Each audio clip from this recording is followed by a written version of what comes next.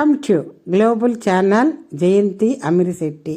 అప్పటికప్పుడు చేసుకుని రోటి పచ్చడి, టమోటా పచ్చడి. మొదట ఎండుమిర్చి, ధనియాలు, జీలకర్ర వేయించి పక్కన పెట్టుకోవాలా. తర్వాత ఉల్లిపాయలు తరిగి పక్కన పెట్టుకోవాలా. ఆ బాండట్లోనే ఒక 4-5 టమోటాలు కోసి ముక్కలుగా కట్ చేసి వేయించుకోవాలా.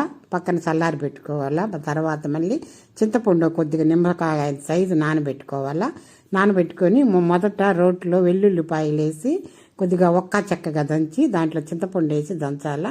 చింతపండు కొద్దిగా మెదిగిన తర్వాత దాంట్లో ఎండుమిర్చి ఇవన్నీ వేయించి పెట్టుకున్నాం కదా, ఎండుమిర్చి, ధనియాలు, జీలకర్ర అవన్నీ, కల్లుప్పు అవన్నీ వేసి రోట్లో వేసేసి దంచాల. దాన్ని బాగా మెత్తగా రోటి పచ్చళ్ళు భలే అందంగా ఉంటాయి, భలే రుచిగా ఉంటాయి, చూసేదానికి బాగుంటాయి. రోటితోనే మిక్సీలో మెత్తగా అయిపోద్ది, రోట్లో అయితే బాగుంటాయి.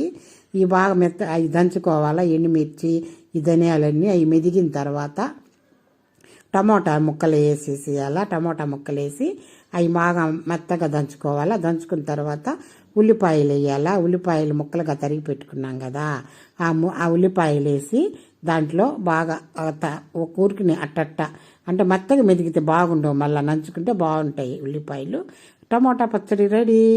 దేంట్లోకైనా బాగుంటుంది, టిఫిన్లోకైనా, మన మామూలు ఇడ్లీలోకి కానీ, దోశలోకి కానీ, దేంట్లోకైనా బాగుంటుంది, అన్నంలోకి బాగుంటుంది. టమాటా పచ్చడి కాసింత నెయ్యి వేసుకొని తింటే.